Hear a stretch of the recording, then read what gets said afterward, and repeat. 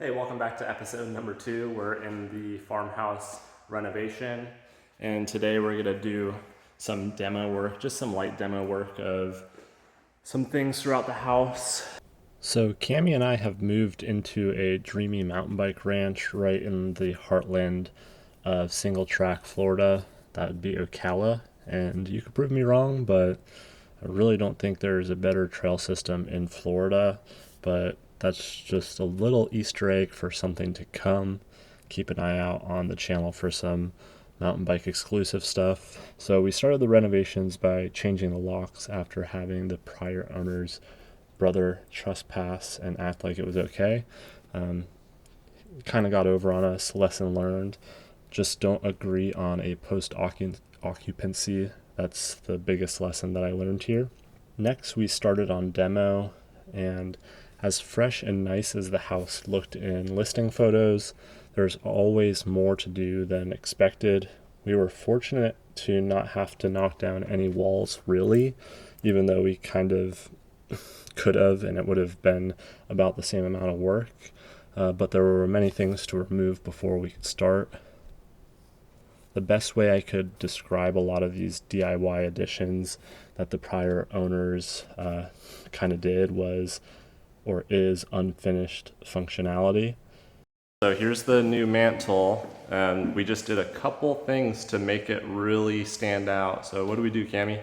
So there was this really intense wallpaper that was there, and it was like hexagon shapes everywhere, so it was kind of making it very It was cluttered the shape. looking. And so we peeled all of it off. Luckily, it was just like a peel and stick wallpaper. It wasn't true wallpaper, so it was very satisfying just to peel off each piece. Mm-hmm. But now it looks way more clean, and the red brick doesn't look quite as contrasting to everything. Yeah, the mantle doesn't have so many different design influences and patterns. So now just the white and the brick kind of work well with each other. And once we put up a different mantle there, I think it'll look really good.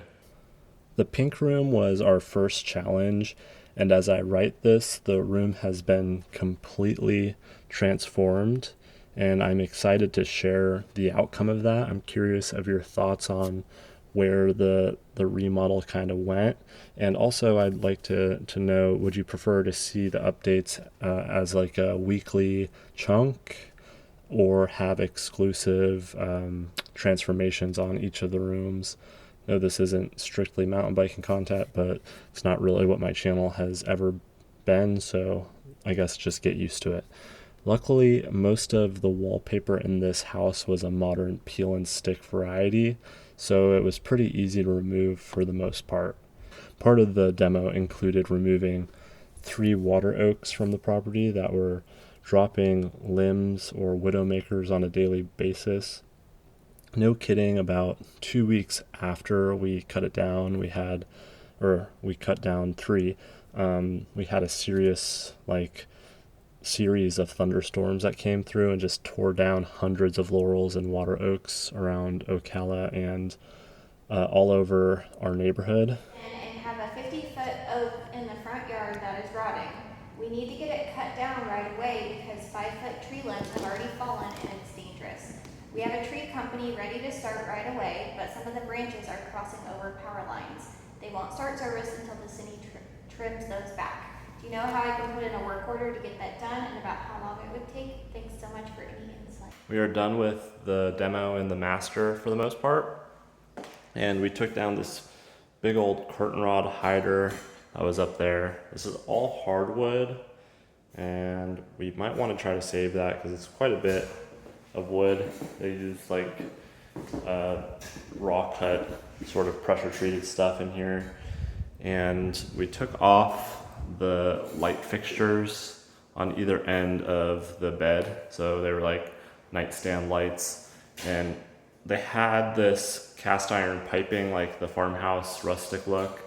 We kept those J bends, but I'm not really sure how the previous light fixtures were attached, because a lot of the times there's like a coupler on the end of like a light fixture that screws into the base of whatever sort of lamp stand you're putting it on. And with those pipes, there wasn't any sort of threading or coupler. And so the fixtures were actually just hanging down. And so I wanted to make sure that we removed them, and we're gonna keep the wiring because it's kind of nice. They have it hidden behind the drywall, and it's kind of wired perfectly to go into this out in the center.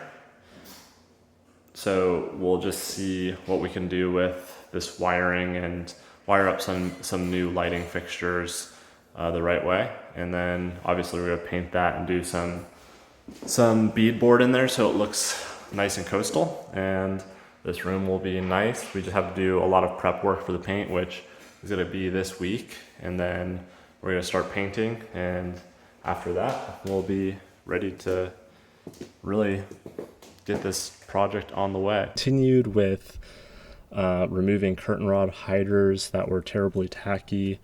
In my opinion, why would you cover beautiful plantation blinds that were just recently installed with curtains? I don't know why, but I kind of might have an idea because of the exterior lights, but we'll talk about that in a different video.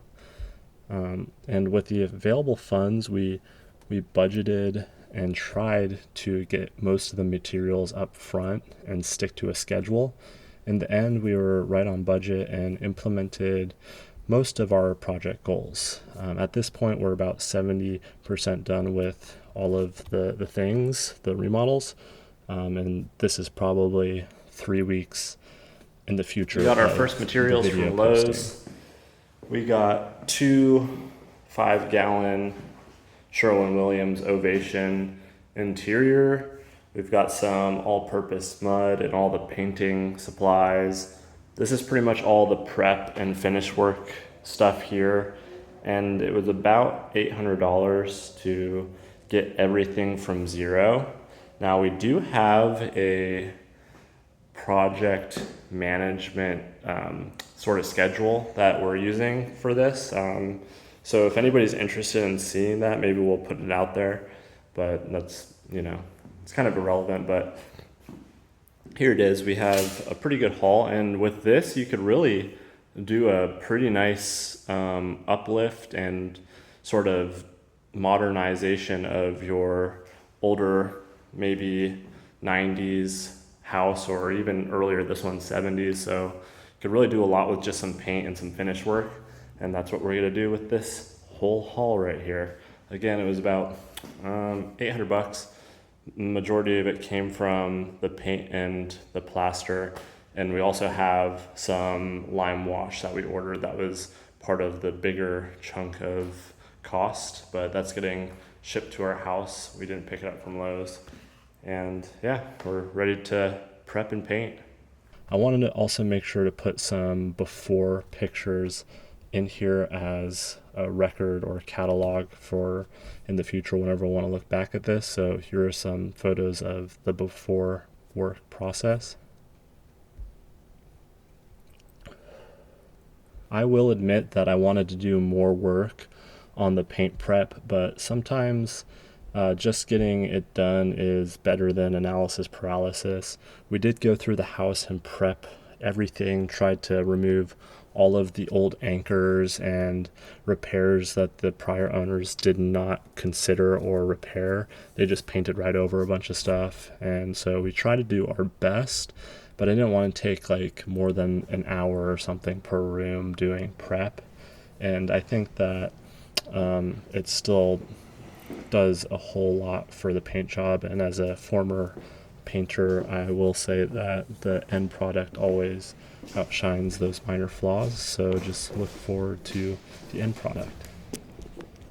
As long as you don't mess up your cut-ins and trim work, whatnot. This room is going to be our study with built-in bookcase and desk. And I wanted to make sure that the prep was decent on it, so I knocked out the corner accents in preparation for a French door and maybe even a barn slider with a French door on it. So kind of like a mix of 2 different designs, which it really just depends on what I could find for cheap or free. We also cleaned up the shiplap wall that was showing tons of nail holes. They pretty much just bought the white shiplap paneling and pin nailed it up to the wall and didn't do any prep work. So this video is pretty much all about prep.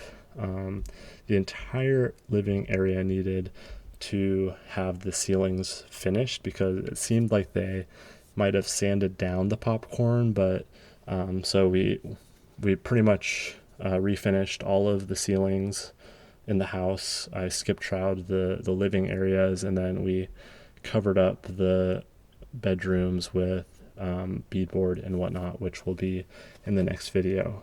Also, if you ever need something to get hauled away from your place that is in decent shape, just post it on Facebook Marketplace for free and someone will come pick it up immediately.